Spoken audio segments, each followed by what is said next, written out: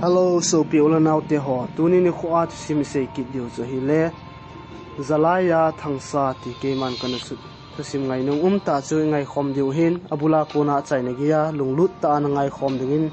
masaperin ka hin ti movie. Sim chu se pan ta hoiti. Pathianin elung sit zalin dam sel chan class 10 board exam chu ka zo tan hi. Mi khen khat den school su ti sung hi ki chol do phat hi jeng zong le. Nei lo gan thei ke te bang ho din wang lo vai kon tai lo chu bol ding dang lo to abang ji tai heti chun kalen gol chang to alung ki to te in lom vai ka kun khom jiwin sun ni hlumin ka ki dai dai jiwin hi jingka te nunga nyau hon bu chun me chun po jiwin pasal ho chun thinga ne the ga mang dung la chun ka lo pa jiwin lo bu ka thun phat lew ka ni khom jiwin hi ni tha pha le ina ti ding thing ka hin po jiwin lam hlungin ki holim to lam zot ka hin kop jiwi phat le ni ko hong chalin a hila result out na ding ni kho zong hong nai tul jing tan a hi kaloi ka pai hon ka za a na pas le hoya school na kai ding hitam te a do ji phat le adon but ha sa the jing zin a hi aji chu ka in sungwa ki ne pi ding i ma cha am lo ka gan thei dan chu again na ki khai tho jing ka hi vi pas long leng le khasim ka ban zom thei talo ding a hi ji chun le khasim thu hong kimin pha ting le hetman lovin kalun hlin ene don but ji tan a hi heti a hi ji chun mitin ki pa na chu ke ya ding thasit na zo in apang tan a hi ni thum zowin result zong hong out tan ke jong ham in second division ka pass in a hi ahin kalor thin na thugu chu ken ka henai pun ka gol pa hen pu ki pa te in ka kom ahung thlajin ka za asin mi min bai class 10 result out ti nang la ki jong second division in pass ka ni 18 chen kan lang ka don bon in hen pu bai koi na sei pi ham tin ka dong in hela hen pu ni don bon in zil kung hon e sei pi o ji 18 chen kan lang ka dong clean in ai la koi ba pass inam tin ka dong in hela ibon savin I pass chi uvi 18 chen kan jong apa e chuti hele ki pa omena bon sa vai pass it chu katin chen han pun ei dongin bai a hele nang hoila ya ban sim be ring hitam 18 a hele ke ding chun adon but ha sa the jingi don but thelawin pha chom khat kamaya ka thi hunglung thatan ka thi chu ka thi tan hi chen ka gol pa han pun ei dongin ka za I pidinga na ka ham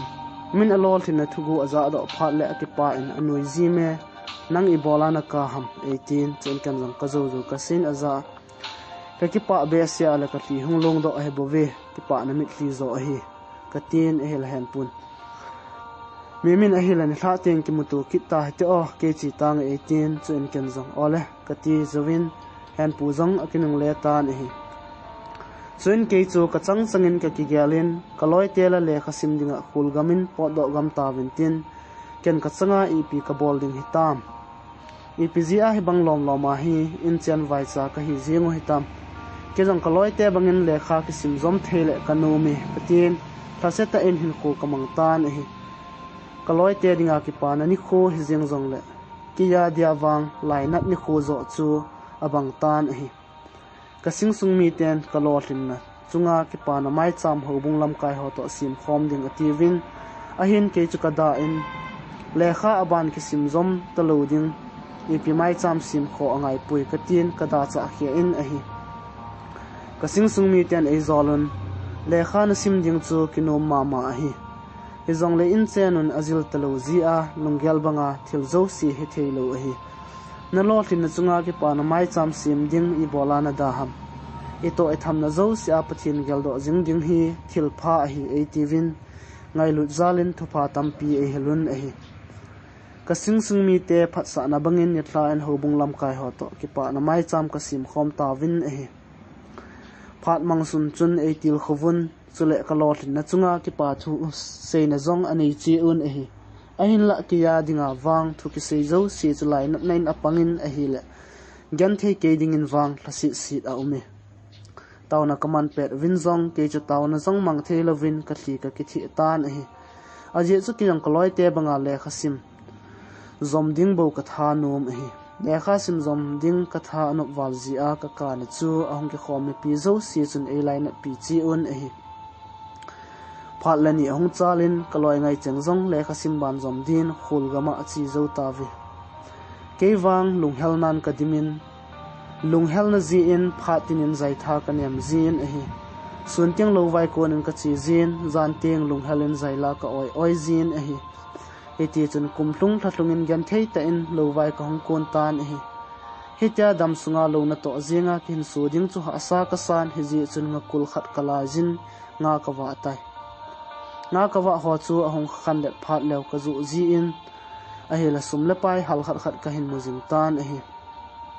khat ve kom le lo langa zong ka chi zin a hin masang bangin wang lo na to ka ha bol ta pui ka zun etil kho zingin boy na to na tham na zo sia pathin gel do zingin aman lampi pha na hin komu pi ding na masang lampi zong asal wa jing ding a hi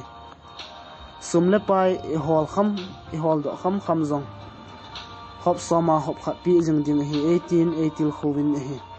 ji chun ken jong sumle pai ka hol do kham chu soma khat ka pe jingin a hi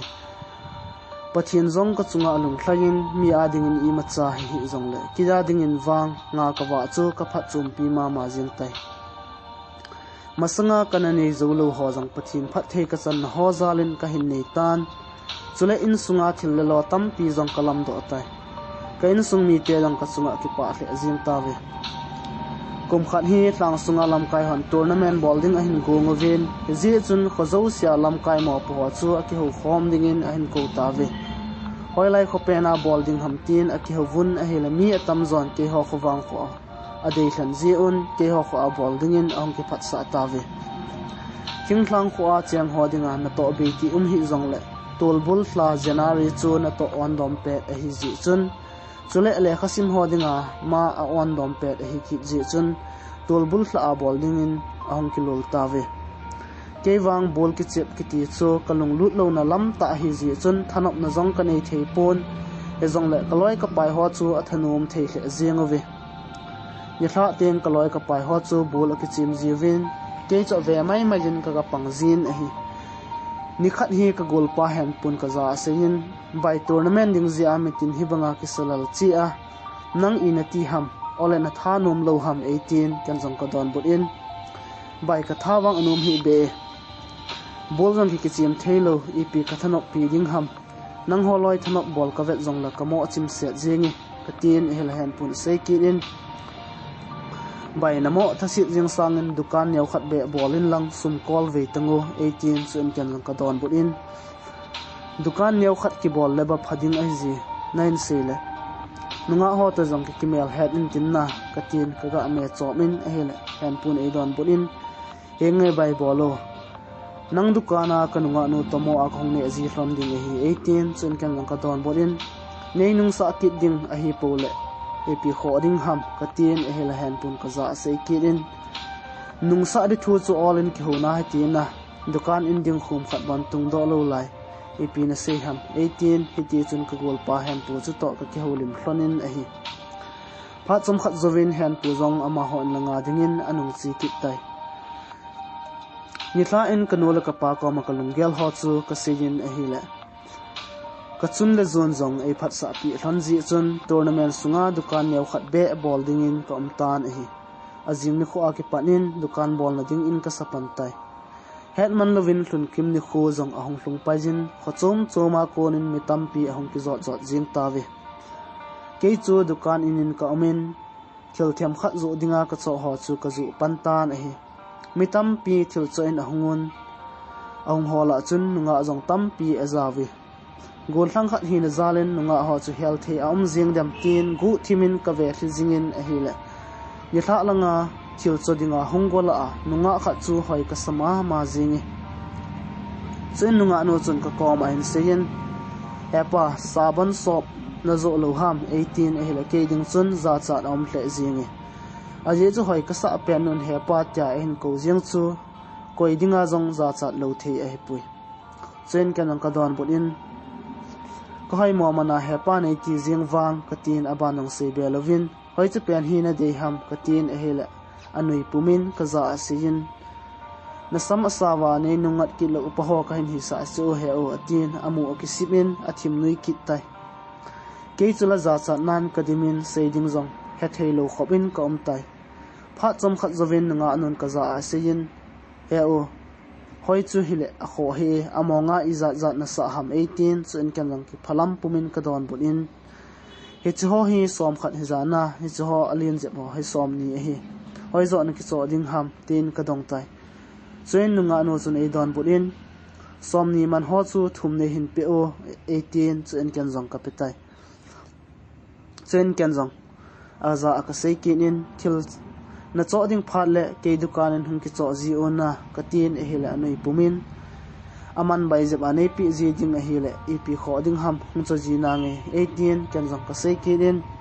nong cho jing ding a he pole man bai je in pe ji na nge katin a hila nunga anu chun ki pau mi he o a hi jong la ke chi ta nge atin a chi tai a chi do dunga chun ka ki gelin a hila hoi ka sa wal ji chun hel jing ding chu ka no mi ahin la amin be zong kana do hai kit je chun kele ke thim mo ka ki chan ki in hibanga deja ebola amin be zong na do lo ham ka tin kele ke chu angol bangin question ka ki bolin a hi mi izat ka koma thil chodinga hong jing wangin hoi ka sa anu sanga ka de ding le kamit ladin nunga adang him khat cha ka mu zo pui ji chun ka long thima ama jing bo chu ka gelin a hi le ka dukan bol na a thil chodinga hong ho chu kana ho hil zingi min kuwa nei pe o ati zong lew talak po kana pe zin e hi heta adon lo lova kom ji chun khian khan angol thim bangin e gelon e hi aina ke chu angola zong ka hipon hoi ka sa nu chun e su ngol zo a hetai hlun kim ni hla a hi ji chun lamkai hon ki su lip na to goma consult bolding agonung ji chun ke zong in langa kanung chin ka ki su thiang tai ka kisu thing zovin an kanen kane zovin ka ki pat zol selin ka golpa hen pute en lang chu ka zon tai ka golpa hen pu ki sa chai phan in ke ni jong kong ki zo do hlon tan a hi ka golpa hen pun ka za singin bai tu zan wang e ni jong ro hi ti na 18 kan jong nang na changin ro o ke wang ka za chai ka tin e hil hen pun nang na zaw lo le nop ji lo chu bai nunga hoi khat be na mu do lo ham amonga e hintin chun kan ka don bo in ke dinga wang khat kamu in tin na nang dinga wang kamu lo chu ka tin e hel han pun amin ipi ong 18 kan jong amin zong ka het lo chula ka dukan bol na hunga hoi ka sa wal zia amin zong kana do ki lo chula ka tin e hel han pun hoi na sa le amin na do ding he chula mi mo amin me zong helowa 18 hel ding ham ahoi le ke ding hintin ahoi mo le nang ding hin hinan te 18 ahong nu jin chen kan jang ka don bonin ken ahoi ji ka ti nu wang hi na hin de cha le gol cha loi cha thu ta pon ti uile kel banga hin khu iman jing ding hi na het nam ka tin e ti chun lam hlongin ka golpa hen pu chu to kong ki dai hlonin a hi pha chom khat zovin ke ni jang ka hlung hlon tan pang ning lang khat achun ka to hlon tai program zong ong ki pan pai tan a hi conduct pan la sadingin nunga hard boy a hin kovin ken zong hard boy chupoi a hi dem ka tin ka ve chang melin a hi la koi madang an hi pon ni thla a ka dukan bol na he pa tia e hung ko nu chu an hi tai soin ken zong mit phelo helin ka ven a hi la amel hoina chun ai hlim bangin e hin hlim ngol jing tai ka golpa hen pun ka za asin bai na sei nu chu amanu khu ham 18 ahin athu sei jong chu ken kana za pi tapui aji chu kalung thima thil dam i ma cha am talo hat boy jing bo kana gel ai tai join hand point sei kirin ka thu sei chon za lo ham na thip chan 18 kalu hin bengin a hi chen kan long thip te mo bai ni su boi hin hoi ka sa anu cho manu khu hi ka tin hel hand pun bai nang sei bang lomin wang a hoi hi be 18 chen kan long ka don bonin ken hoi ka sa la pha jingi nangin hoi na sa angai pui ka tin hel han pun amanun bo nang na de lo dinga ipi na se ham 18 chen ken jong bai thibo zaila oi pat dinga he tai ka tin hard boy la sa angai thadingin thip sen kom thon tai chen hard boy lai na ten hi cha zaila he ain oi thatan a hi idinga pha chi sa ngai ra kap ji ka hi idinga nun lui nga ra kap ji ka ji ham kap tapungi ngai tapungi kalun ti hi nang din ki pa na hi mai hen gan thei ka hi zong na henai lungsit haula vai a khen pui tia nei thamun ji hilo ham to hoi lam ba hitam nei thamun na gul lun thlun na ding be ba nei thamun ham ki ti la hi hat boy a konin hat boy ngei ta in a hin san a hi le hat boy hin khut sim chu i chan ham khat koi ma sei pi lovin ka hetan a hi a je cho la sa ala chenga kuna chu alung sit pen to ki khian a hi tai ti chu ka het thim a hi hat boy osu jong angi jin ala jong angei hle zengin a hi la ngai num au ma ma zengi hi chala asa ka za do panin kalung sit na jong aki ben a hi a hin la nun lui nga za hin khu aman chu i ti kamil sa ading ham tia ka gyal ji tin dong ma jong bol khlo lai ke ding chun a ha sa hle zengi ka dei wal ji le ala sa ka ngai num wal ji chun ala sa apera chan hole ala sa agin chu kalung la ya mang mon alangin aging zingi ji chun thip chen ka towin kalung thi ma hat boy bo ka gyal zingi ka gol pa hen pun ka za asin bai hat boy in la society ole nang lung sunga chu hat boy in la sa na lai ham 18 chun kan nang ka don bonin engi ke lung sunga wang mang mon hat boy in la sa jing na lai katien a hel hen pun sei kid in bai koiman bon hepalo mi anun lui nga ya mau mawa ipina sei ham 80 kid in chun kan jong kap tapungi ngai tapungi ati chu na za lo ham at katin hiti chun ka golpa hen pu to ka ki holim hlonin e hila phat jong an chi sau hle jing tai keiwang hat boy zalin nom ka san phat chi lam jong kan he phapui zana so ta ye chun lam kai hon jing ka le ki ma pat diu a hi ji in tu zana din hi chan chun program chai taw hiti ati vin chun mi pi chu ka ki hian ta ve kam cheng khat be a hat boy ho pi a la sa na thim valley ti ding chu kanop ji in kanga in a hila gul thang khat taki pa ta hong ki zot khom ton chu kamu do phat in ka ho ngam ta pui pasal pa chu adong ma pa hedinga ka kin moji chun kalung thim jong anum thei ta pui chun ka gol pa han puja ka sin hungo bai chi ta heti ka tin hila han pun ei don bot in ina chi ding na ti hitam 18 chun kan jong ka don bot kit in ai pui hungo ka dukan bol na chom khat ga tu heti ka tin chun ke ni jong ka chi ton tai hat boy to gol thang khat ahong ki zot thon kamuji chun kewang kamai su long a thlai thei ta pui kom chan le kamai su a konin hen pun kalung thim anop lo cha thiemin hiji chun kaza asin bai ina ti ham namai su a thlai thei ta pui ole hat boy ji an heti ki hitam 18 chun ken lang ka don bonin henge na sei khai gol hang khat to ahong ki zot thon chu ke ding in avet ha hle zengi ka tien hel hen pun ei don bonin nang lung gel wang ka hezo ta pui atin chen kan lang ipidinga ong ke ipi ka ti ham ka tin hel hen pun ama sa ting sa dang hoi ka sai na ti a ting cha ko ma ka sei phat a ka tot na hi bove nei ti ki chula to jong hat boy kya na pen pen wanga de so de kit pu na ti 18 chen kan lang ka don bodin as bai nang ta jong ting sa chu itile ka mo vet no mai mai bo hiza hin khwa ding ka ti hilowa hat boy wang hin khwa ding mong monga ka ti a hitai ki za ding a hat boy sanga ka dei ding le kalung sit ding wang khozola nunga adang pui ka tin e hela han pun e don bot in bai chubanga na lung sit hela hela pha helo ong 18 kan jong ka don bot in hel ding ki tia gol hlang kha tong ki zot pet kamu do a konin kinep na ka nei thei ta pui ka tin e hela han pun ka za se ki in nunga khat chu gol hlang khat to ki zot khom moding ham a ki zot khom pi zo se chu iti adong ma hi jing dia na gyal ham 18 chen kan lang ka sei ki in hello chu bai mai thai sela hong ki zot khom thon chu ka vet le ki lung sit thon hila kilom ka sa chu ka tin e hel han pun bai lung neu he o i pi la kan aking ngai pi ane lo chu hin khol na nge ki ngai pi ane lo le nang dinga hel de chu 18 kan song enge bai nangin nei ki thopi lo la ke wang za chat nan ka dimi ka ten e han pun ipi na za chat pi ong na lung sit na thua ko ma na se lo la iti hat boy na het thim ding ham 18 kan zong bai ke wang hat boy su mai kamu zong la za chat na ka dim ji chu o a ko ma iti ka lung sit na thu ka se ding ham ka gel le ka za chama sa e ka ten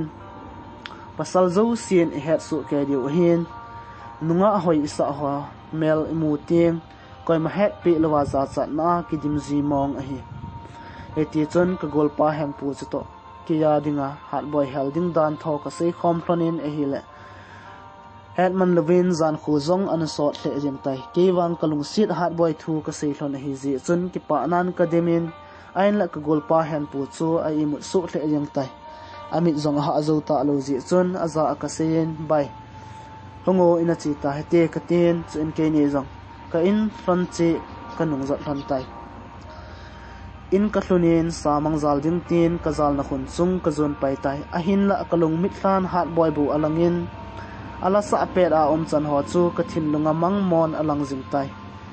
ala sa thu chang ho po chu ka gelin a hila zan samang jeng jong zal thelovin jing kho ka wa lo tai jing kho wa en ke jang ka ki tho do in ka dukan bol na lang ka zon kitan a hila ka dukan maya chun hat boy la gul nu na ding thloni kila cho go thon ji a ke inanga thon a hi ding ka hethim pajin je chun kem jang ka ho pi pajin hat boy thil cho ring na ti thon ham ong thano katin a hil hat boy heo coin kamin sei pi ham 18 chen kan lang kanoi pomen ka don bot in mi bol thi homin coin head da ding ham zan hizana na lasa chu ngai nom am wale ai wanga nun lui nga ya na ka ji chu pu nat ka sa chu tu apat in wang kap ji te ona katin ka ga da jin a hil hat boy heo nang namin ep ham 18 kan jong ka don bot in ke kamin mi min a ji nangin wang he mi min tia jong nei ko the hi ka tien a hil hat bojin o chu ti hela min ngei ta chula he min tuni tha bol na ki chep loading ham 18 kan jong se da jingo bol ki chep ki tilam pang chu ka ki chim ji poi nang ni la na ki chep thon loading ham ka tien a hil hat boin ke ni ki chim thon na nge a wedding ben hung tangona he min 18 kan jong henge mi kim sa nan hung na nge nangol nu min chula ep ham katin a hele ka gol nu min no si hi 18 chen kan ka dong kit in nang min hat boy nangol nu min no si na min than jong nge yen na mel than jong a hoi ji amonga ep na cho go thon ham katin a hele hat boy talap ka cho go thon ai bo ve som thum man ne hin pi o 18 kan jong api pumen nang jong talap na ne ji ham olami ading ham ka tien in halbon ke ni ne ading a hi 18 kan jong talap ne dingin na pamai thon wale ka tien thudang se belavin talap chu ka petai chun halbon talap man dinga sum 18 heo som ni ne hin nung le o 18 som nga hin pen hi chun kan jong za ka sen sum angai poi tuni na na chu ki mo la thon tan ka tien chen halbon dukan bola sumnala lo le ipi pachum ni tam kila o he o 18 kan jong ka don but kin in nidang phat dang tin kila ji na ngi tu jong ki mola thon tan ka tin he le han boy he o yin cha sangin na phatave ala ka sum nei lo hin he thim ham ala ka gol nu no si ji hi ham atin anei pumin asayin hi chen kan jong ka don but kin in sum nong jong ka nei lo cho nang ji jong hi mai the na gol nu ji jong hi mai the katin ka ga anu jin a hel hat boy heo ai jong la ki pa omena ke ni jong ka vai ge thon tan chi thon tang e 18 kan jong he nge ki mel mu na chanwa ki ho jing hi ti o katin a hel hat boy he nge ati zovin ke da hlan aning chi thon tai ka gin cha sangin hat boy chu a ho pi no phle jingin a hel lungsung ki pa nan ka dim set jing tai soin kan lang dukan ko chu chabi ka kamin in langa annadin ka chi tai kino te in an kanen kane zavin ka gol pa hen pute in lang ka zon kit tai hen pu ki zo phat in ke ni jang ground langa din ko hom ki zo jal thon tai pasal ho jing ka apan in football aki chi mun a hil a wedding mi pi jang atam hle jengon a hin la nunga ho volleyball ahom ke che pharon a wedding mi pi a hlom hle jeng tai kewang pasal ho ki chep sangin nunga ho ki chep chu ka vet num zone ji chun pon tho ta in ka to jinge ye tha langin ke ho khul hat boy te khu cha ki ter un hi che ki chep gol si na chun hat boy zong zawe hat boy azaw ji chun ka tha anomin chule hat boy zala chun ke ho khu pan pi lovin hat boy te khu zo chu ka pan pi tai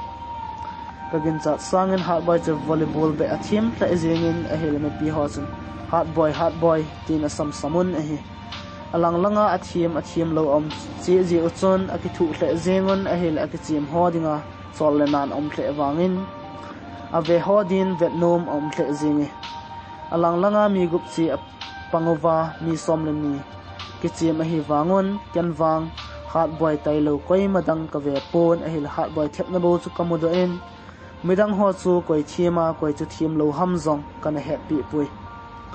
kichep pet azong hard boy chu amai thai sel zingin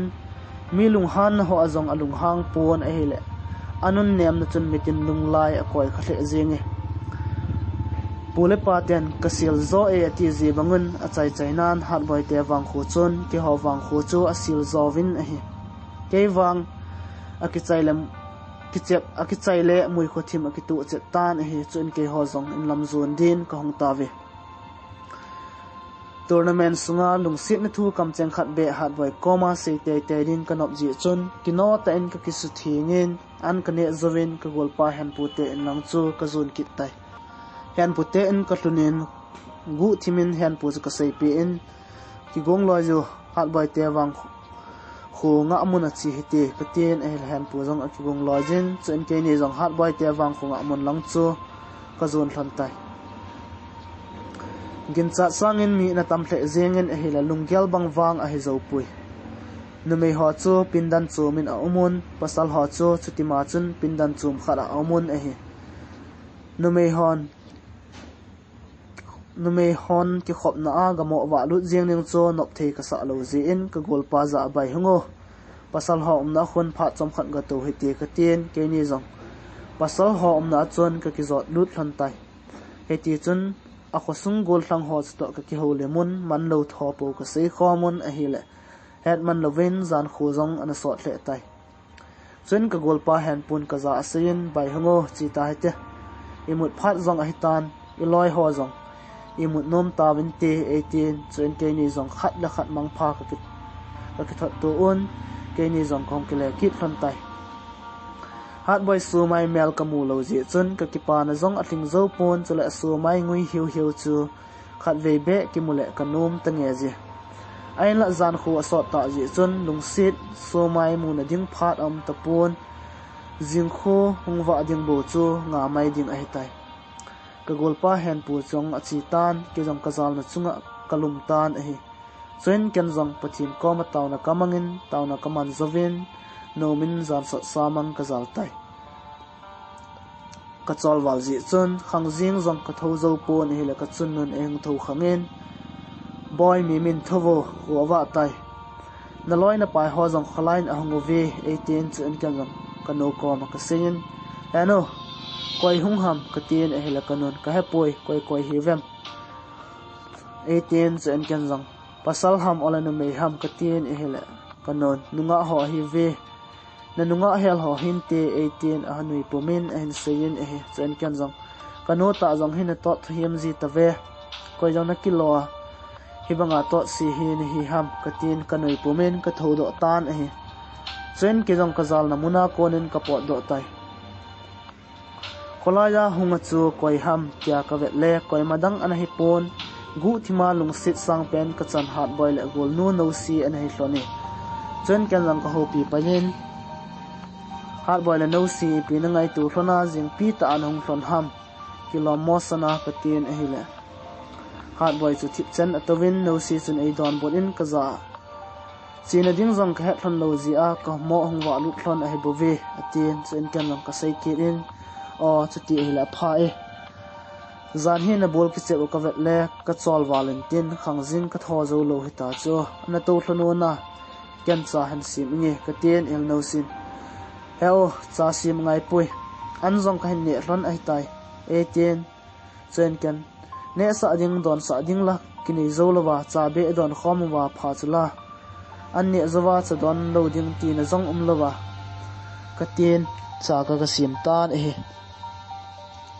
cha ka sim zovin aza thana ka sein tu hi jong la tui te in don hlano ka tin ka sa sim chu ka pe hlon tai chen no si sun adonin ka za atui mong e yal sangin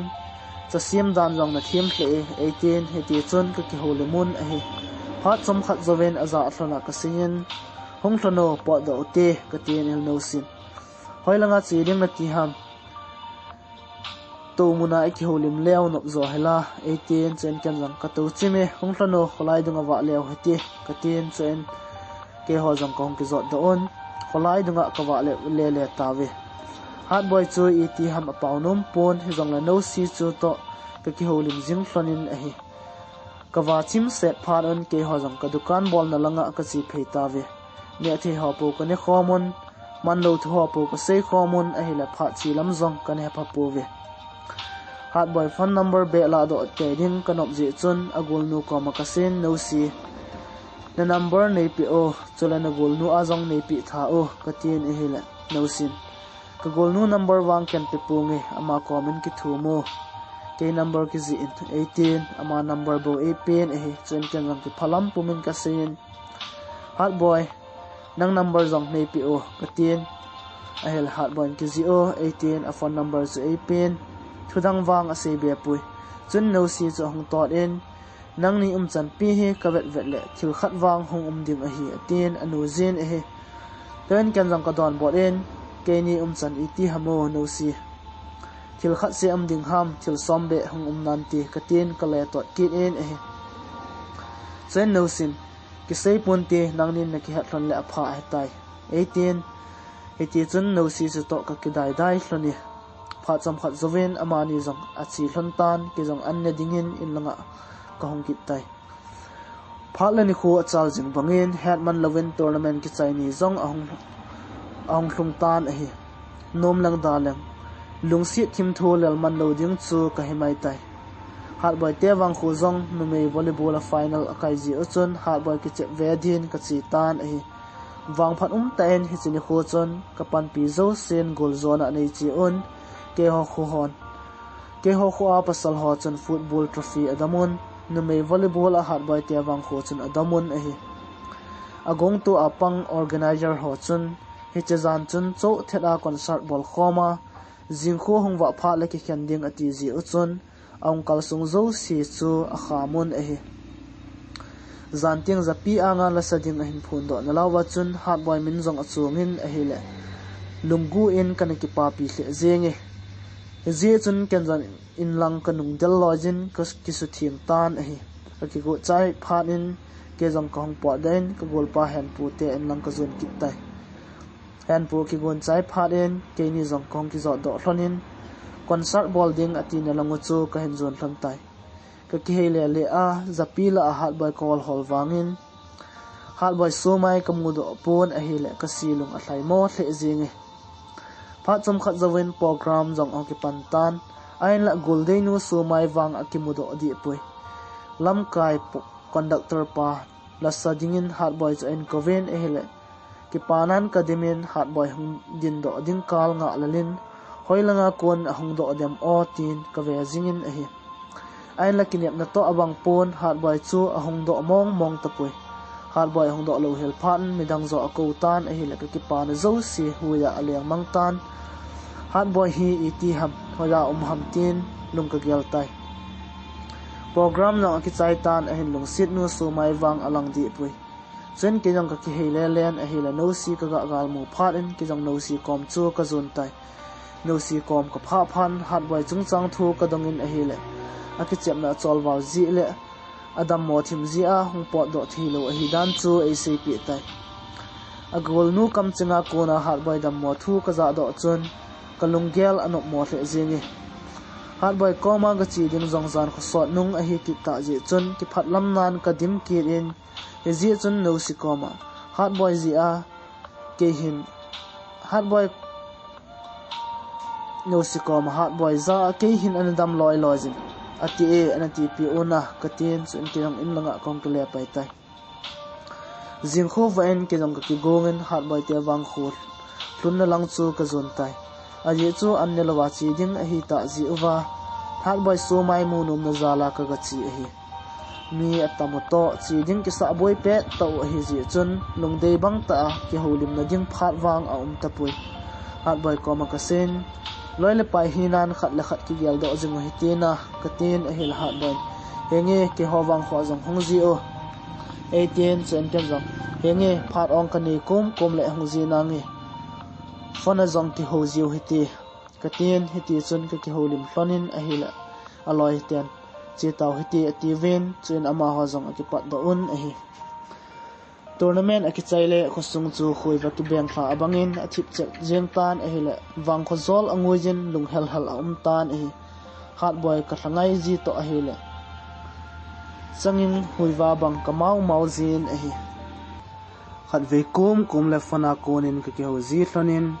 a hin la lung na chima ki ho khom na wang a thi ji pui a ye chu hat boy hi amel hoina ti lawa zong la sathim a hi ki zia koma lai tul leng gu tlang tampi ji a hi heti hi zia chu kalung dei banga ki ho khom na phat amu zo ji lo a hi mil jeng ding kanomin mil ding tia lung ka gyal ji teng koi mil ta sangen ka ngai na le kalung sit na chu phat le ni kho chal jing bangin a chal jingin a hi le kalung sit na zong api thling mong tan a hi kalung sit wal ji in kalung sit na chim thu lal ding bo kanomin ain la gan thei cha ka hi ji in ki sun dal nan kadim ki jin a hi le ke ding in lung gel a ha sa the jinge ka ngai na san wal ji in sun teng sun so toni thum zo lovin hin kho kamangin zan teng zan kho wa zo lovin zaila ka oi jin a hi kalung sit nan na lung sit na thu se jeng tan tin phat si in ei sol jingin ji jun ken jang fan ka bolin kalung sit na thim thu cheng chu ki sunglal pumin kamo se jeng tai fan ka bolin a hil hat boin an pick in hello omin nadam jing hinam 18 chen ken jang ka don bo in henge chung pathin phat the ka chan na ho zalin dam selin hin kho kamang jinge nangla nadam jing hinam katin a hil hat boin henge ke jong ka dam jing nai heo ipina bol ji hitam 18 chen ken jong bolding bep chu akiwa hi be e nangin la ipina bol ji hitam katin a hil hat boin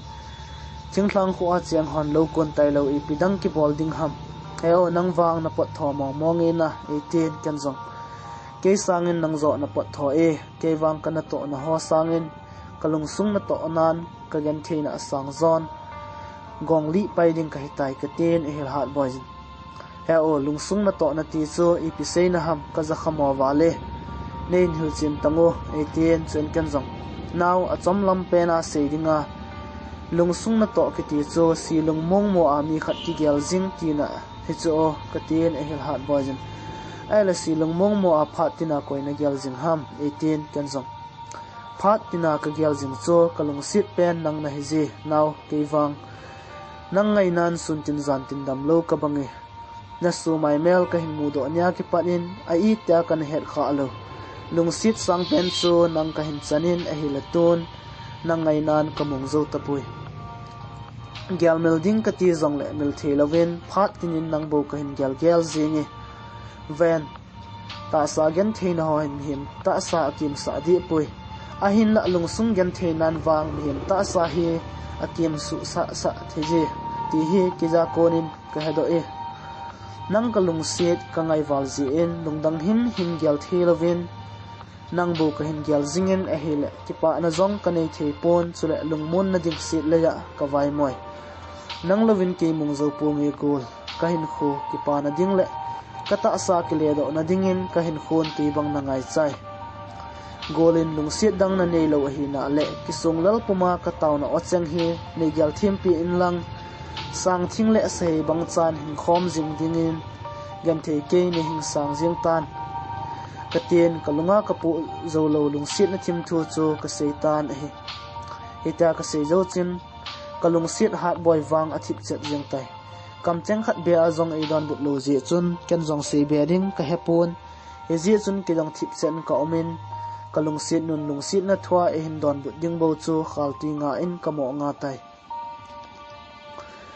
pa chum khat zoven hat boy e hin don boden ka za heo e dingal lung sit na thu ke kompen ta na se ham hibang nunga hoi nunga pha tama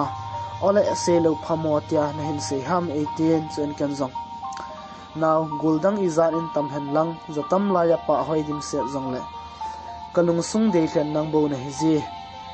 kiza dingin nang na ting set in nang tai lo mon na ding dang kani pui ka ki pa na ding le kalung mon na ding zong nang bu na hi ka tien hil ha boy he o ke wang kilung sit pi ding zong kani nom ta pui koi ma zong kata san thei ta pui 18 chen kan nang ka sei ki in now hi ti chun nei don bu hi tango itia su nei bron bu le ke din athu ha wale ka tien hil ha boy he o nangin pha chi sa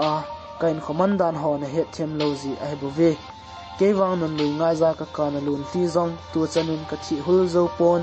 ai la avela lung sit na lama ki su gen the ki ding wang kalungin agyal thei mong tapui 18 chen ken zong naw mi khat mi ni ki ta lozi a ida mi zo si na sun lal ham ken wang na ka sa pongi non lui nga za na kana mi thli zo ka thi hul pi ding na hi kalung sit na nei san pi po le kadam sungin na hin lung sit jing in tiang na lung lamin hin khu zong hin mang jing na nge ke wang nei sung lo hi ben ka tien e hil hat bojen ya o le lung sit mong hil ke ho wang khun hungin lang ka en chen ka khosa da na zong na mit ten hung ven cho teng ken zong ka sim ho le kalung gel ho na comment sei na nge 18 chen ken zong hangi lung sit zalin na kom zon in hung na nge tu zan ma ka hong ding a hin nei na nga jingona ka tien e hil hat bon hengi ananga jing na nge 18 chen ke nin zong kul zo ka that thonin ke zong ka ki gongin hat boy te wang khwa chi dingin ka ki gongin ka chip tan a hi hetman lovin mui kho zong ong thim pai tan kem zong ka fon torchlight ka ki khon gen thei ten ka lung sit nu kom ka zun tai inu ipat ten kin kho khana e sol lew ki chi lo mai the a hin lung sit nu zalan wang muthim no ya gam mangla chon ati kal song zengi ke ho khula ma ho ka chon ni dan khat ta bang kyang lam ki zo ji a hi ji chon ki jong som lo ka en ka tlung tan a hi a kho ka tlunin har boy chu fon ka bolin har boy hung do phanin ama ta thon khomin ama ho in lang chu ka zon thon tai gel sangin har boy sing sung mi te jong apa thei hle zengon a hi le ke dingin ki pa am hle zengi eti chun har boy in sung mi te ta pha cham khat ki ho le mon a hi har boy heo hongo no si te na chi heti 18 chun ke ni jong kong po do hlon tan hi thang van sanga konin chung chol thanu ahong so in awa em sel zingin a hele lung sit nu to lung tu a thim thu lal khom ning chu thanop om hle zingi ke ni jong hlawa noi thing phung lim khat a chun ka to hlonin lung sit thim thu khaw bang chan ka sut khom hlon tai chen ken jong ko ma ka sen now ka gin cha sangin na phathe zingi chule na sing sung mi te jong a phathe chun mi ho pi dan jong a thiam the hle awi nang ho banga lungkitu ta cheng khom inam sung wa hin tam le inam sung jong tam min tin ngai lut nan vai hom zingin ti ka tien e hla hat boy heo nang ho jong na phathe juwe heo thusim nei sei pi o 18 chen kan jong e te bang thusim ka sei ding ham kilung sit na thusim am ola nu pa thusim ham ola chaga thusim chule thila thusim hoi che pen hi na dei thlen pen ham hin seyo ka tien e hla hat boy he chu ho zo si thusim sangen nang ma thusim zo ka het no mi heo nang ma thusim hin seyo 18 chen kan jong ka don bor in now nang in hin sei ma so nang thusim kan jong ka het no mi te ten ke man jong ke thusim sei pi na nge ka tien il hat boy ke thusim saw wal chu heo eti pana eti chaiding ham jong ka hepui atin chen kan jong ke ho khwan la sa cho tu ni chanin kalung sunga aging zingi kap tapungi ngai tapungi tia zaila an oi chu ipza etela chu na sa ham ka het no me eti thusim chu hin seyo ka tin hele han boyjin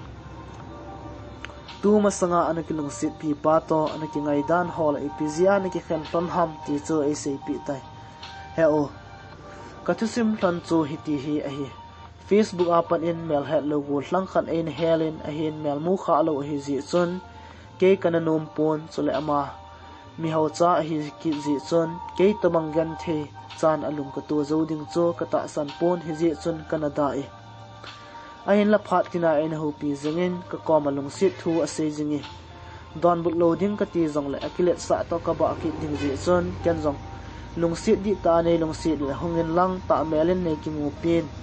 chule ka in sung din mun zong na min tain hung ven chu tiang le lunggel sei khom na heti ka tin e hele ama pa jong lungsit zalin a hongin kana ki mu tu hloni ta mela e mu nungin zong lungsit na thu a sei zingin chule lungsit nan haule vai a kan poitin e ne thlamun zingi hizi chun ken zong nop na kana pen gilta en kana ki ngai hloni thu sei dan zong athiamin phatin e ne thlamun zingin e hele kan zong kana lungsit ma zingi kana lungsit wal je chun ama tai lo gul thlangdang sit leja omlo bangin ka gelin gol thlangdangin ka koma lungsit thim thu alal zong le kana ngai num ji pui ka lungsit wal je chun phatin ama bu ka gel zingin det ta in ama din ka pang zingi mun khat a bol khom jing the ka hi hlan lo ji chun phatina fana konin ka ki ho ji hlonin lungtup mol so ding nga jing pumen lungsit thim thu kanel khom jing hloni ka ngai hlon na zong kum ni chi tan a hela gel pha lovin ngai dang a hin sang tan ain la ken wang kan he phapui eti tal aso mai mel ka mukil in ka ngai dan tho ko ma ka sei ta dem tia phat le ni kho ka sim jing lajin ni khat fan a hin bolen khian na thim thu a hin lal tan a hile ke dingin thu dan a ha san sei ding zong he thelo khopin ka mo ka jing tai kalung sit penin ngai na mit khi lung dia e lai tan jing chu ki jadin wang hin lo zong a umpon ka tai lo chu bol ding dang ka nei ta pui leng dang ka sang tai ki khian lo thei chu hi ta pui tin thu tampi asein achunga ka tha sit lo na dingin e vai hla e he zong la ken lung sit sang pen lung sit di ta kana chan a hi ta je chun kamil thei di pun a hi le tu ni chan a hin ka thilun pi zingi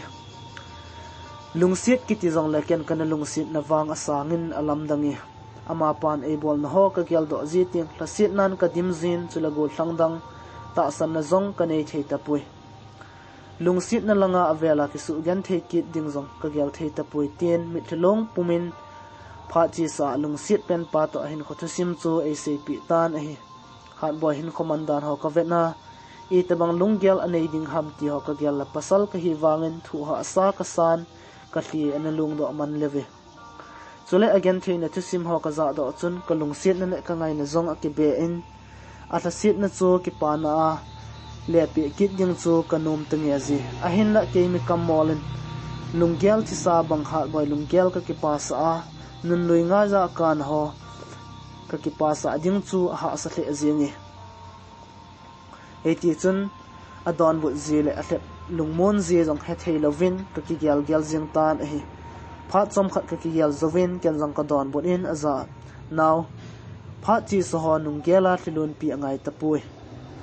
thu ha nan te hi jong le phachum loading nung gela thilun pi jing sanga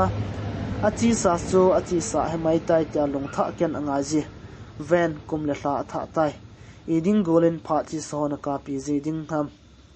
kum le hla tha banga lung tha na ken ding chu apai mo pen a tai achati lo le na pul do lon hli zong kang pun tin na ta sa ke khat azun thla sa ding a hi mem zo sin lam chum chuma gan theina zat ki thu chi ji a hi gan thein ho ji a khat ve kom le thi ding bo ki nom ji a hi zong le ei nop thua hin theile thi the a ki lo ji a ha sa le zong le ki thu ham ji a hi i pidinga pasal kha ji an ki sun mel ham pathianin phatheina bo no he lungin gelin lang simjingin pathianin nangai lu ji a la sa thip na le mel hoina na pi hi na ki het lo lai ham ke wang nang tabang hilang kap nai sai pong e now ipi na bol le na masang lam pi wa a lolin na mun chu na hlun thei ding ham hi zo chu na boi pi phat a hi tai ka tin ka sei thei kham ka sein alung mon na dingin ka thlamonin a hi chen hat boin e don bon ka za he o ke wang lungsit puldo ji a ngol do pai ding ka hi tai he zong le nangin ngai lu zalan nei til kho na hole nei tho mon na kam cheng ho zalin ka kitil khovin na chunga ka ki pa na sangi he o tun nang thu sim hin se yo na ekin chen kan nang ka don bon gen theina thu sim hi chi zong le ke thu sim wang na nga to akibang pui lungsit thim thu lungsit thu sim sei ding hilang wang tu chanin sei ding zong ka nei pui nanga ko na ka hin nei do be ding a hina laji ka tien chen hat boin heo ipilam pang hi zong le nang ma thu sim a hi po le hin sei jengo nang ma thu sim het nom na ji a nang ma thu sim ngai thadya na ko ma to ka he ka nga e se yo e tin chen kan zong naw ka en sung gen thei da no na mi te in zong na hong mo e a hin la na hong mo ma sanga jo tua sanga zong ka na gen thei zo hi ka gen thei wal ji un ka le khasim zong ban zom thei lovin mi thlong pumin lo na zo lo na to ho zo ka na boi pi tai ka len gol chang la le khasim dingin khol gama apot zo ta vin ke wang loi le pai ding zong nei lovin no le pa na to zo kana ki thopin ni se le vailo kana kun khom ji ven a hele kaloi te ka thangai na sangin ke dingin lung hel aum hle zingi sun tiang lo vai konin ka che zin zan teng khat changin huiwa bangin kamau mau zin ji e kaloi ka pai ho su tia hong po do phat leu ki pa nan ka dimin a hin la alang khana za chat na le ki phat lam nan ka dim set ki zin a hi le kaloi ka pai ho zong ka hungam ji pui aji chu het na azong ki bang talo silla chen zong ki bang talo chule lo na tong mi le phai gama le khasim ho chu i vo su le email zong ki bang kit lo a hi ji chun ke din za chat lo the a hi pui kaloi ka pai ho het na le thep na langin a khang to zingon ke wang ka het kham zong kaman sa zo tai kalunga ka gyal zin organ the khan khu he ki le lo ding hitam kaloi ka pai hon ni kho khat le lam chom in na to na hin ki movin tin taun la dunga azi le acha te to nom ta in hin kho mang ta ven ti chuni tiang chule ke I ka ti ding ham mi het chan henom zong lang ka en sung din mon azil te lo zi en ke ding in wang thing thlang na to tai lo bui pi ding dang am ta pui I ba kalo ding ham ka chan dinga lom a hi tin sang mai tang e tin ke le ke ka ki holemin kana ki thamon zi e ka gan thewal ji chun nga ka wa en ka zu zin a hela pathil ngai lut wangin hiti ho chu ka zu zin a hela tua ka choi smartphone zong he ka kilam do hi chule in sunga nei lego phawep zong pathian e lam do sa e naw nangin ka gan the na ho hi nei he thian pi a lung sit nei hin san lawang ka hin kho ki pa in tin a chuti lo lawang ke dia lungap na din ka nei zo pui ka tien pha chi sa ka in khomandan ho chu ka gyal do kham ka sei pi in a hi chuin har ban e don bon in heo ai ni thu sim wang akibang pui hi zong la gan theina thu sim chi a hi jina e tien kan zong enge naw gan theina thu sim chi a hi naw tun ka hong lo na pen lung sit na thu zo sei ta he tina ka tien a hi la hat boy e ti zong e sei ding hi tai mo e tien chuin kan zong ka lung sit dan thu chu ka sei ta na hi now gan thi thu sa ka hi zin na gan the na chu sim ho ka za le ka lung sit na le ka ngai na zong akibelap e na so mai mel ka hin mu nya ki patna lung sit mela ka hin mu a chule ka hin lung sit jing na hi chi na le thep na nei hlen lawang gol nung phazo lo ka hi bol the na le house na nei hlen ding hi zong le ke wang ating zo lo chu ka hi ma ji chule hoina le min than na ani hlen ding hi zong le la lo ka hi ki e hi zong la ven lung sit na le ngai lut na ni hlen ding a hi lawang lung sit na le ngai lut nan ka dim se ni ka hin lung sit na wang na nga dinga atling lel le akivat aum pui ka pi lung sit na hi dam sung hin khwa ding mong a hi ji en kama se chin zo hoi a hi pui golin kom chan le kamai sun zong het thim na na ti now kinglel tang pa hi jing zong lem kalung sit ni he thimin lang nein sang jing tan chutela ki zong nang zalen ki pa eng ting chule nun lui nga za na ka na lun tli zong ka khut ta en thi hulpi eng ting ngai lut zalin na thamun jing na nge nei sung lal hi en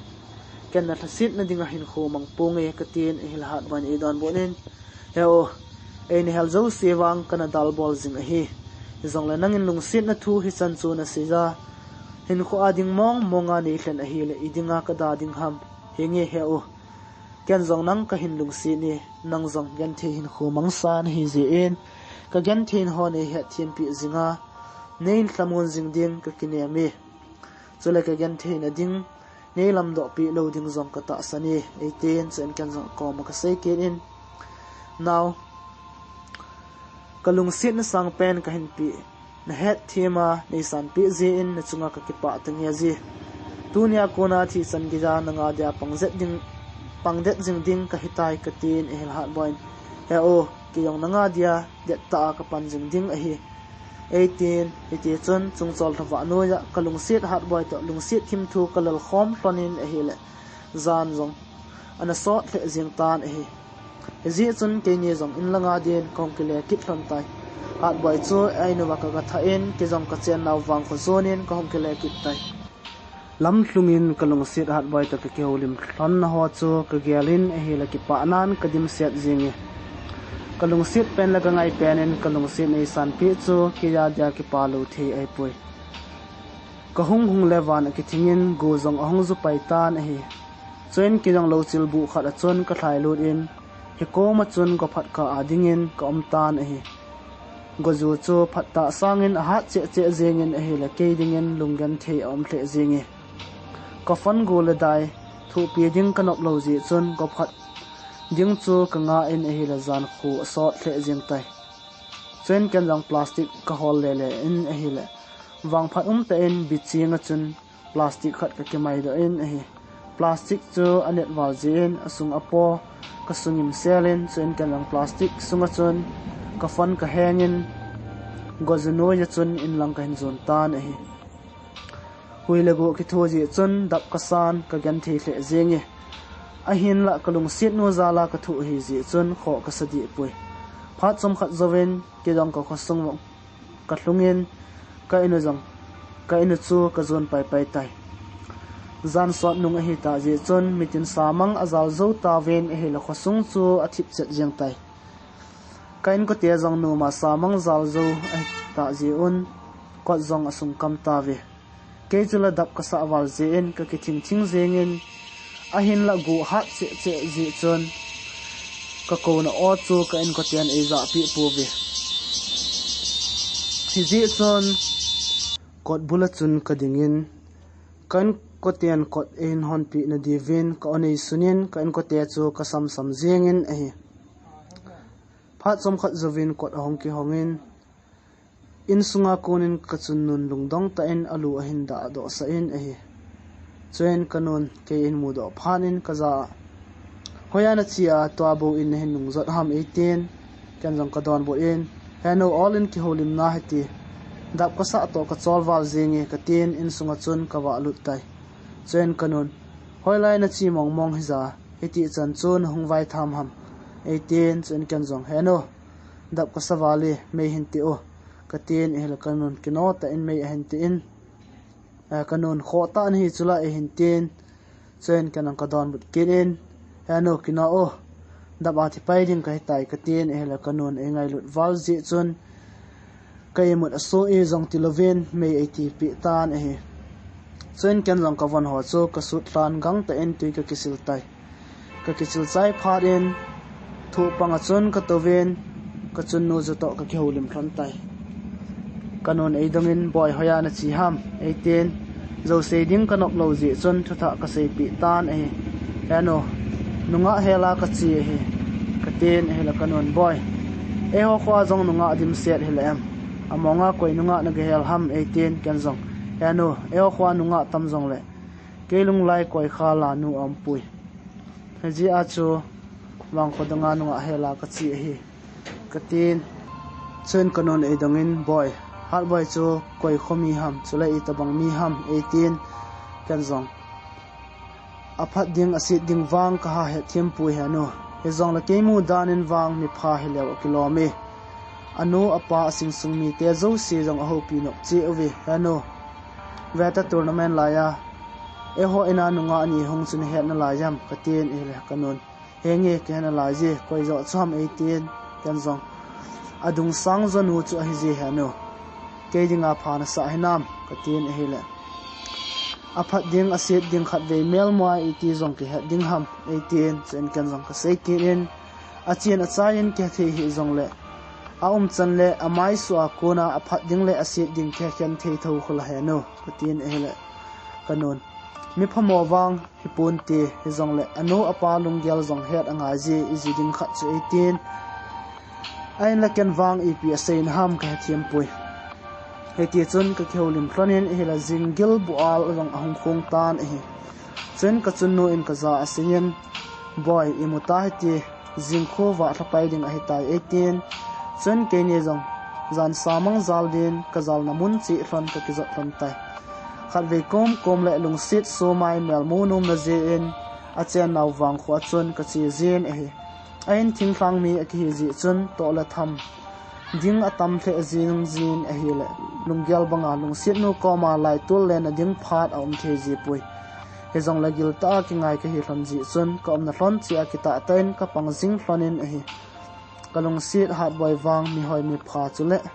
lasa thiam hi ji chun a hela gul thlang wang atam the jeng ji he jong le hat boy wang ki ya dia de ta pang jingin goldang lung sit thuma hong ho jong chu lung sit na wang a pe pui a hela gul thlang atam wal ji chun hat ve kom le kalung sit wal ji in ka sung lel jin hi lasa dinga kho chuma kal sun ji phat le kal ka sung lel di se jin hi aji cho mi hoi mi pha chule la sa thiam he ki ji chun adei cha go thlang jong atam the jingi go thlang hon bu hoi asa o he pon no pi po hon jong hat boy hoi na le phat na chu a se ji vin a he le tang sunga hat boy he khalo chu a thom the jingi kaloi ka pai hon ei dai ji vin mi min nang wang na phamong mongi hat boy khu na nga dinga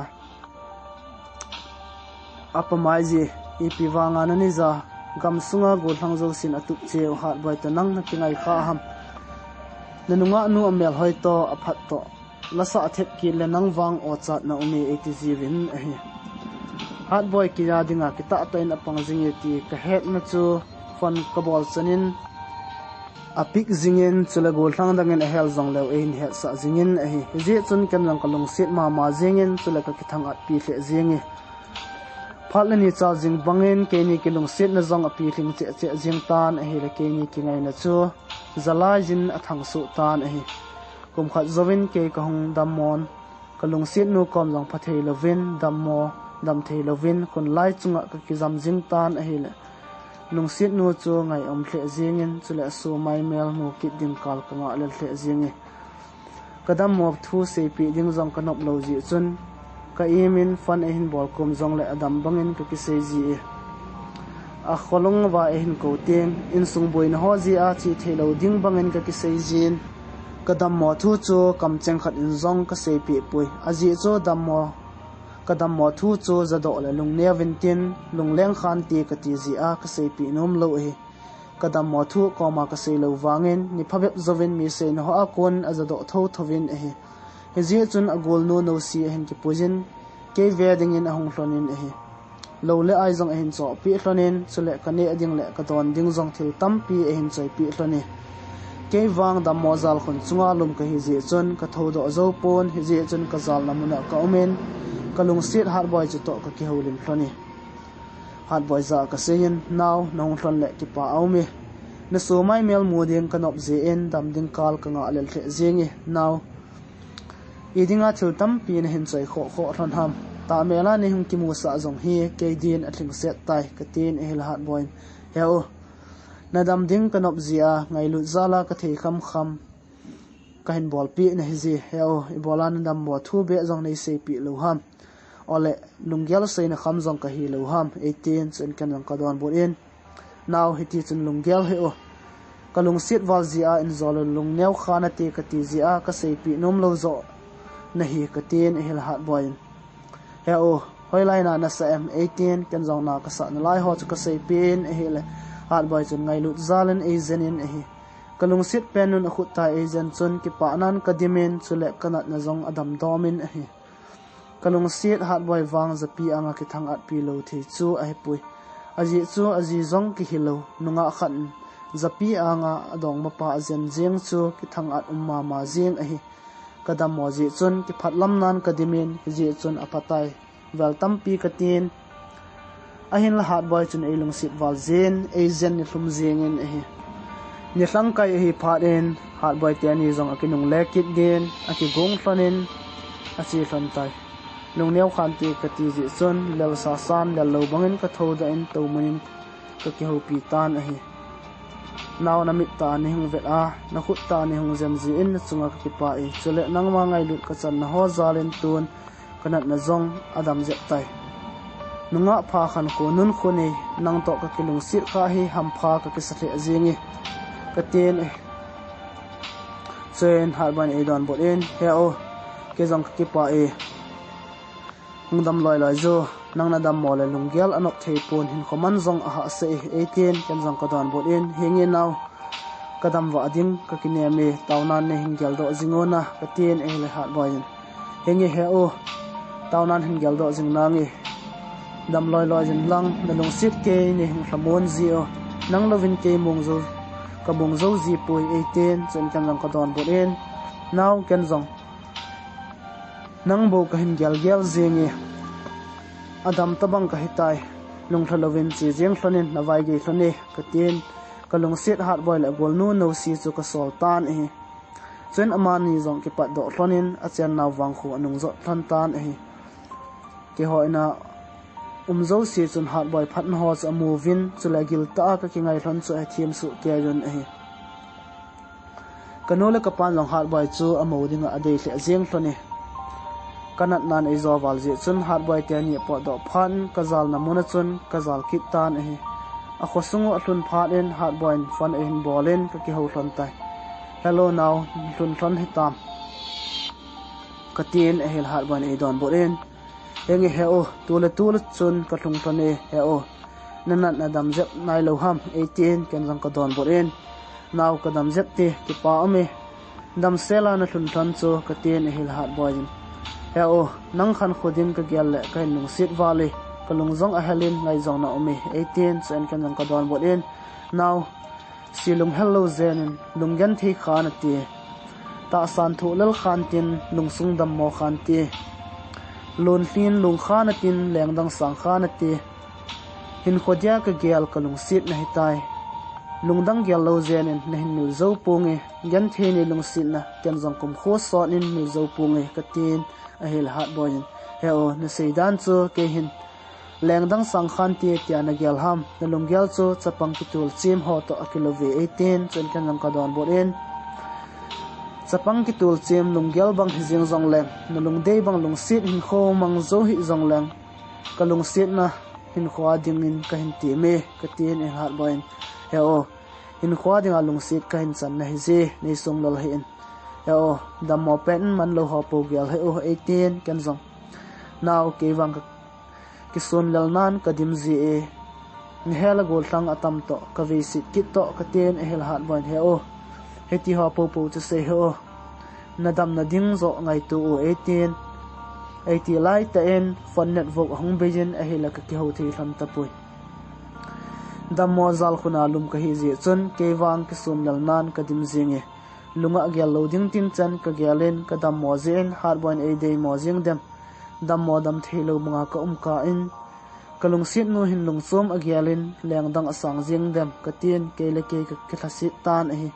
ke ding in wang lung gyan the om le jengin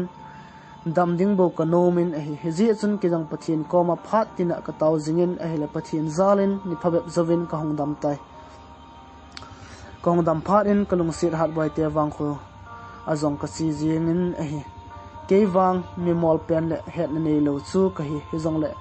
hat boy te chu mi pha hi ji on ngai lu na nei ten e na lim jingun a ke ima ka hi lo wangin kalung sit hat boy zal chun mitin e he un chula ke ni ki ngai na chu zala ya thangin a lung sit sang pena ki thang khup ting la ngam bom banga ki ngai ka hi hlon ji chun le zo ten zong hian ding lung a gyal povin e na phat sa on e aji chu ke jong chi na le thep na a mi nung del ka hi wangin pathian thulam kho sa jing ka kho sa jingin a hi la mi te ngai lut na ka changin a hi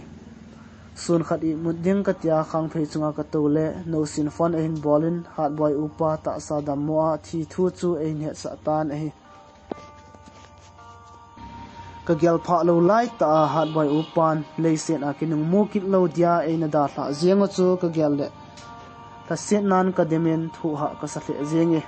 aje chu hat boy upa hen a inwa ka chi kom jong le ngai lu na nei ta e na ho pi jing a hi hard boy upa thi thu ka za phat in ki jong ki no ta in ka ki gomin hard boy te wang khosun ding in ka ki gong tai ka chun nun ei dong in ka za boy tu ta hoya chi dinga na ki gut ham 18 ken jong heno no si in fun in bola hard boy upa chi dam mo na ji in khul sim achang tai ti chu hizi a chu chi ding ka ti hi ka tin ehla kanun o phamot na ve gel pha lo hard boy upan khul sin ei chan jing chu i wachanu hoju hi i hla su te diu hita hele am atin a hin ken wang ap se na ham kan het thim pi pui chen kanu za ka sen heno ap ham wachanu na se ham ka tin hele kanun thudang be ase ken in ka za boy ke hungnom jong lem nanung ki del phazo pon ten nang na changen chi jengin mimin khutgo kewana chi sangin tumpon khat be po o 18 pondum khat e pen a hi chen ke ram kinota ka kino ji chon ka chi pai pai tai kinota ka chi ji chon ki rong chom lo ka an ka thlung pai tan a hi hat boy te he pathina ki ngai jing chulami phate hi ji o chon ong ki khom mi pi jong atam thle jinge chule ong ki khom mi pi zo sin a hli a chi cheon a hi le khosung chu kalamau ogin a thong su jinge hat bon ke mu phanin tongdon thelo a upa lungdam sa chunga chun nau chakan akap in he o hungthovo nagole na pai so mai kim tai nang ida tongdon thelowa mai mit singjeng na hem he o ko umin zong a hungwai tlung tai in ven nadam la ya mai thai sela na nalam tu ji a kamdam onema na ho pi ji hilo ham iding tu ni khwanang in khursin mela na lam tu jeng hitam atin kap lai bang mon athi ki thi atan hi kalung sit hat boy ka o cheng chun e lai na sa che en chula upa dam la ya ki pa ta kan ki hu khom thon lai ni kho ho ka gyal do en hi le ka ki tim zo ta pon pasal ka hi wangin zapi anga chun ka kap jeng tan hi ka chun nun tum pon e pu sa chu ka chawin hat boy upa lung dam sa chu ka ga tum tan hi he o ipinatia tunia tuni khwa tongdon thelawa zanmul lep jeng na hi tam he o hungthovin melin na lompoi he o nadam lai ni khwa mai thlai sela e kheu thon lai ni kho ka thin lunga amang thei poi he o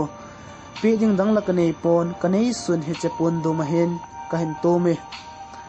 e bai lo diu ham chung pathin lai tan a hi ma je ka tin hat boy upa lungdam sa chunga chon sen naw bangin ka kaptan e hi ni thla langin ke hon jong william nakin kanezon an kung so khom na jong kanei ki un e hi he che zana chun hat boy chun ke jong in langa kinung le lovin he che zana chun ke jong in la kinung le lovin hat boy te na chun ka to khawa tan e hi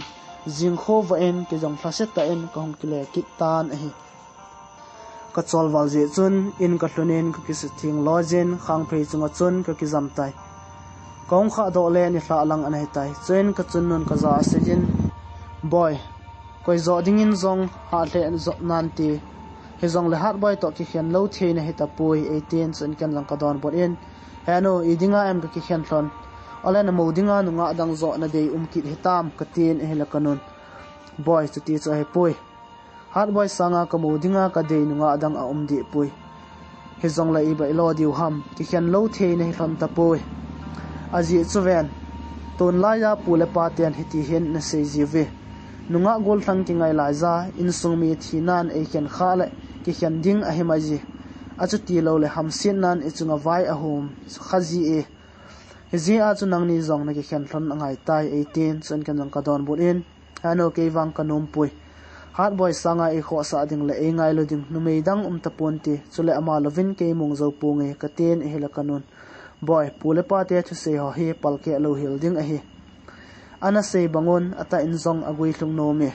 tumpon ka pu sa cho nangin hat boy te na thla na pun a hitai thla na pun na pi zo nunga zong na ki ngai hlona na ki chen hlon le nam sit hlon ding a hi 18 sen kan jong ka don bon in hano e dinga thla na pun cho nei pu sa kho ham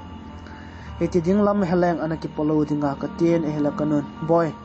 angai na je na dong manu sing sung me te thia tompon polowa eti khut go kewana chi theiring ham 18 hat boy to ka ki khan hlon na dingin thutam pi e hilin a hi ka chun nu sei bangin ka pan jong asiyin chule ka sing sung chule khosung mi ka ta san dom zo se jong ka dongin a hi le kanu sei bang chun asi ac pi chi on a hi ke ni kingai wang lam hlung zo lo ding chu ka hi mai hlon tai ain la ken wang hian ding him ka gyal the pon hian na thu iti sei ding ham tia lung ka gyal ji teng kamit hlin ei don but ji tai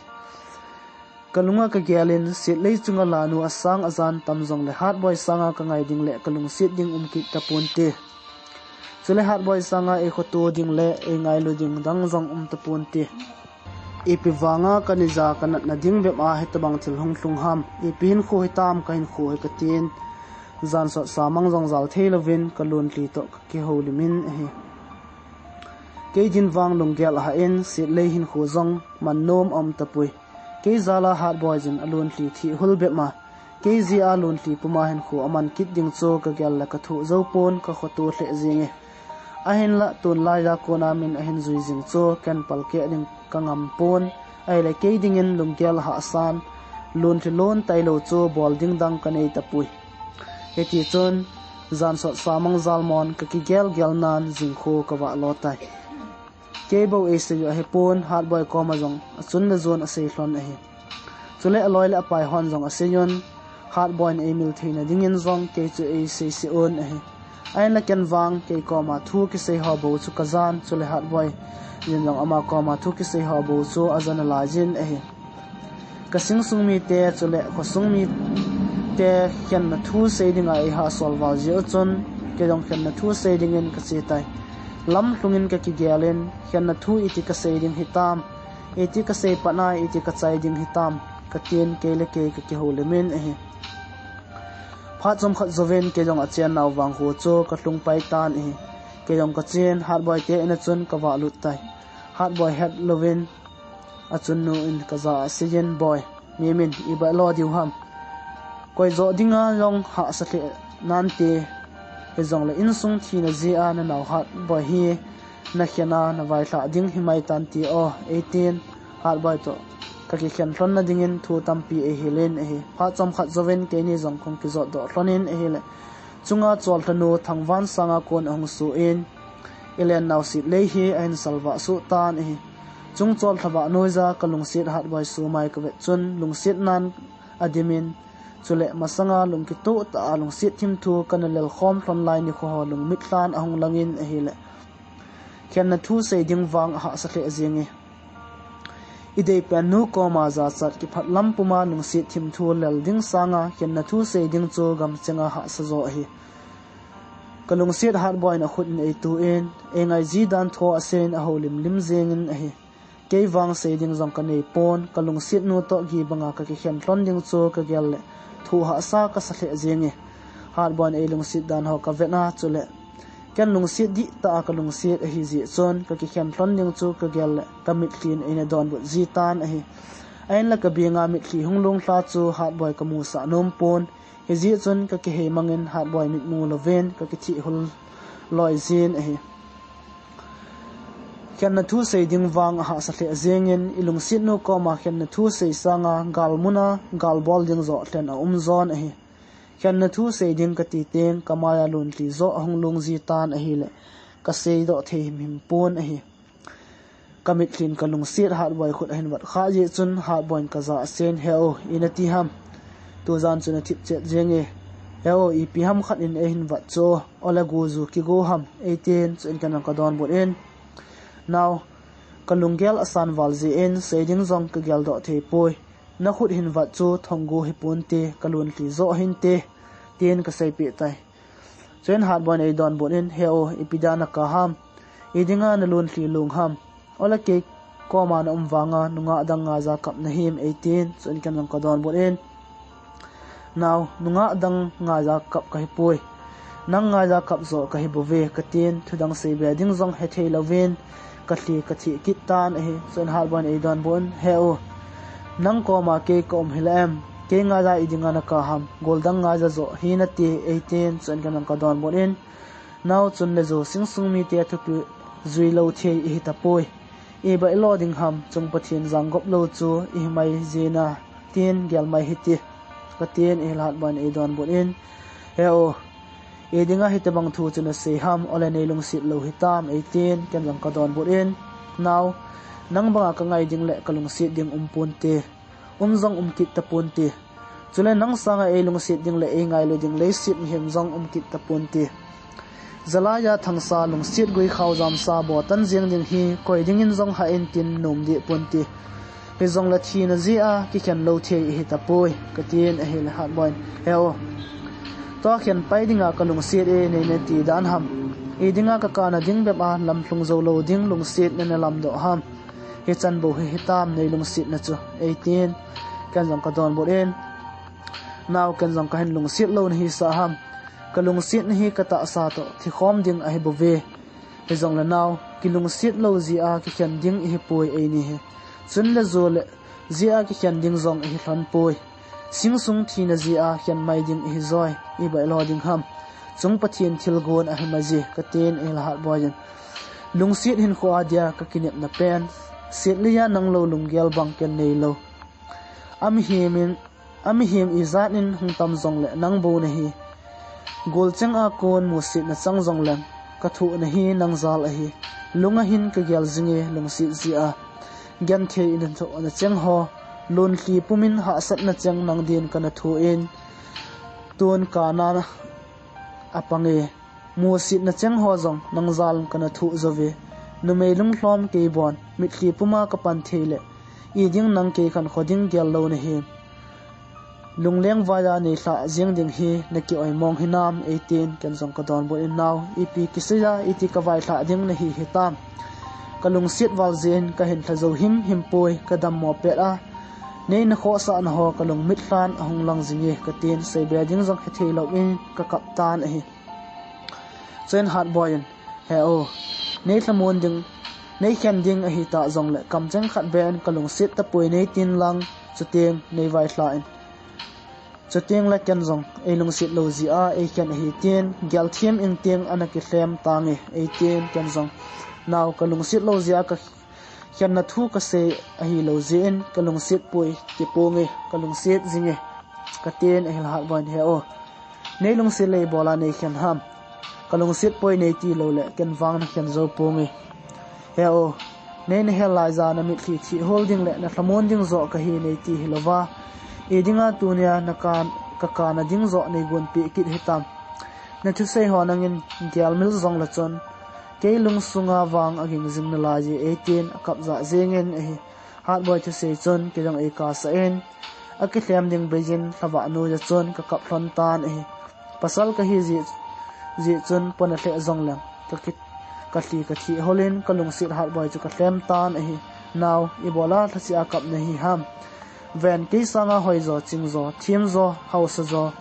bol thei zo chulamin thang zo na hin lung sit ning gol thang tam pi nan te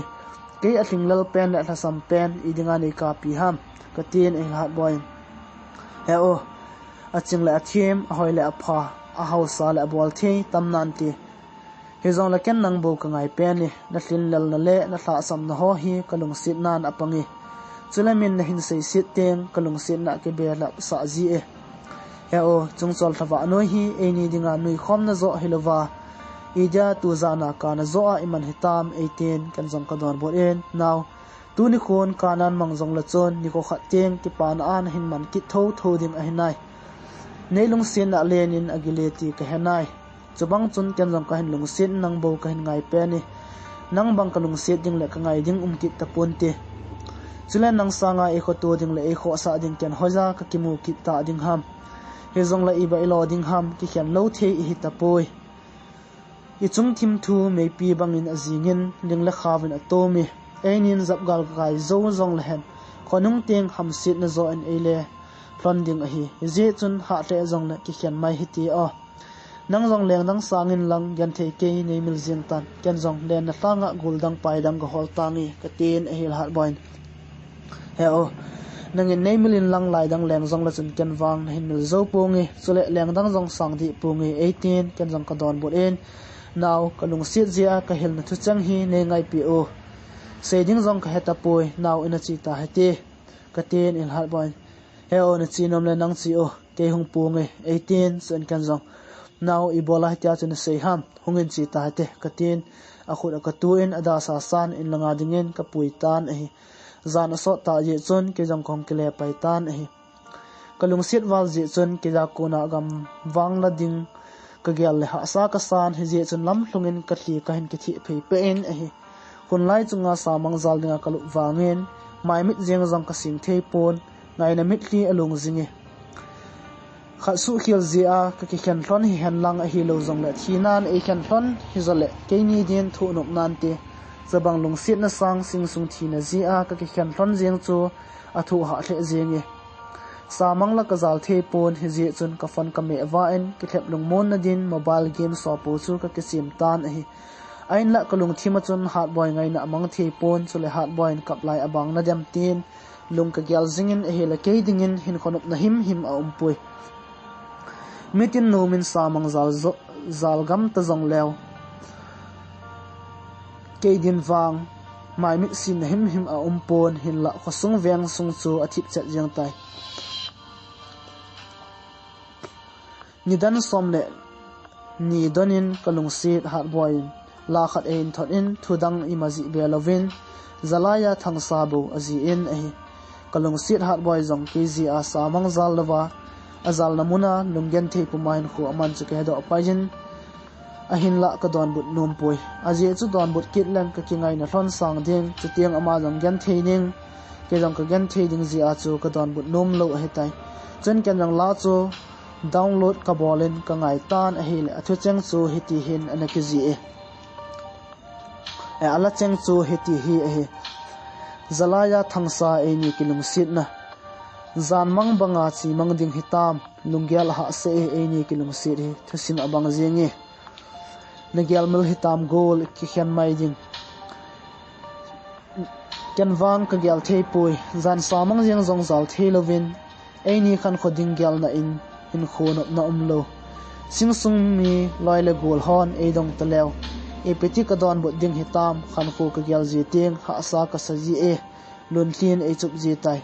e ni kilung sit mo zong hidi poi chun na zo thi mo zong ana hidi poi ki ngai the zong le hen sing sung thi na ji in lung tup gui lung zo lo tin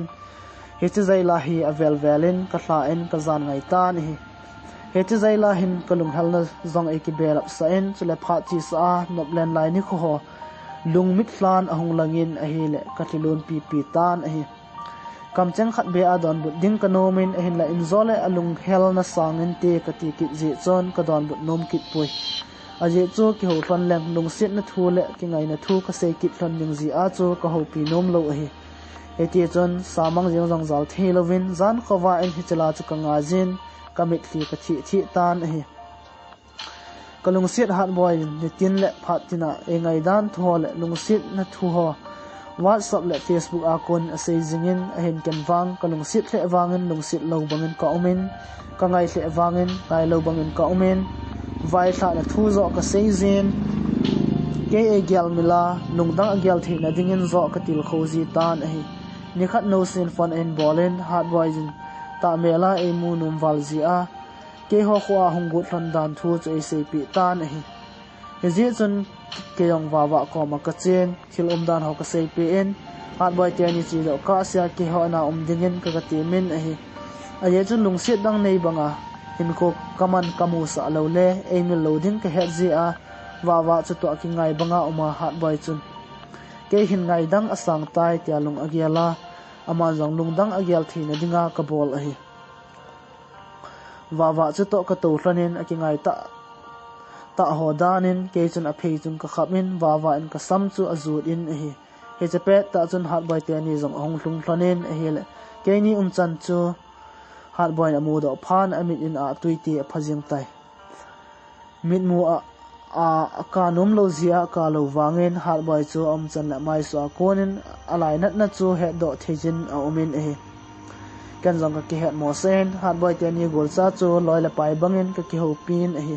ain la kalung sungin wang ado lel hle zengin a hi ni thla langin amani jong kinung le ki thlan tai ni thla in no sin fon in bolin ke le wa zia hat boy amit ki thi jing chu ein het sa tan a hi chen kan long no si ko ma chon ka se no se nangin hat boy chu ana thamon ji o wa chu to ka ki ngai thon jong a hi pui hat boy ki ke hin lung siat dang anei tai tia lung agial theina dia ka bol mai zo he bovi katin chule kalung sit lo zia ka khian zong he pui katin khilum dan ho cho bon chan ka sei pi ta ni ni thum zowin hat boy fun in ballin big loading ka ti wangin avel vela in kol jing phat chun kan zong nom the ka sapon ji chon ka pick in ka ki ho hlam tai kan zong ka ho pin hello hat boy damain khuna man jing hinam ka tin e hele hat boy e o lungsung adam lo ji en ta sa jong adam thei pui nangwang ki pa ta na ti na e hin ten kan zong now nang la ke lum gel ki bang a hi nang na ki pa lo le ke idinga ka ki pa di ding ham ka tin hat boy nangin lungsit dang na nei ta chula ke wang nang ngai ka kap jingi he o 18 kan zong now kap ji te he o boy ai ni ki lungsit lo zia ki khen zong he poi chula chun na zo ji zong he poi in sung thi na ji a zalaya thangsa ai ni ki ngai na cho khen nan vai op zo he ka tin el hat boy he o eti ka ki thlema eti ka ki thlamon ding ham ke wang nang ngai jan kap lai ka bang thei pui nang lovin ke mong zo pu nge 18 kan zong now pha chi so nung gela ka pi angai ta pui na makhan khoding zo na gel phat ai tai ke zong nang ngai lova nei gel ham ke zong la iba ilo ding ham chung pathian jang gop lo hi ma ye tin gel thiam mai hitin ikilung sit na sunga lung sit zala se khil ho zong ngai lu zalin khat la khat ki ngai dam hiti ka tin thudang tampi ka sen ka thlamonin e kalung sit hat boy ka thamon wangin ken jang ka thu zo pon khan kho ka gyal ji teng ha sa ka sa le jeng ji e miltang e tia mil the hi lo ji chun pul do mi thi pumen hin kho ka mang jing e tu hin kum khat wala che tan a hin la hat boy jong lung sit dang anei pon chule ken jong kum le tha bangin lung tha ka kyang thei pon hi la lai dang jong kaleng nom ta pon he ji chun kalung sit hat boy pul do nan hin kho ka mang jingin khat sangin huiwa bangel hin kho ka mangjing na la ye phat tin nitina kalung sit hat bai bo ka gyal jingen chule kalung mit tan jong ama bo alang jingen a he chukit le kazan mangin jong kalung sit hat bai bo ka mo jingen a he le milni a thei pon laigil changsa kalung sit hat boi nga jen sun tin la zan tin kamung zoji pon a he ta mela kamu je tiang lung sit nan adimin chule phat chi so lung mit tan ahong lang jingen a he le goldang paidang go holding wang lungin agyal thei him pui kanola kapa chule kaloila kapai hons nei ninga isol jeven ahen kalung sit hat boy ka ngai wal ji in lungdang ka gyal thei him pon a hi le keding in ji la chan ei ding chu agam tha the jeng na la jin e je chun hat boy ji ani ka sia ji nei lo dingin ke jong ka ki gyal tan e thusim long su he chan chon a ki chai tai lunglut ta hin ngai hazo se chunga ki pa thu ka sen chula he channel a he nong lut masa apen he lung se ten subscribe ne hin bol pe un tian he ngwa jong kong tau hi kom namun hi root.com a hi jen gari chi le wa le jong atamin chule mi a chi le wa le jong atam jen lungdei bang ta en ke sei thei pon background sound long chu ngei long mai thi hin hi jong le nen support wa subscribe like ho ne hin bol pi wa aban ting le ngei ta se do thina di win zong nen ki thu pi win tia chai na pena ka hin tim na hi ve nam social tawin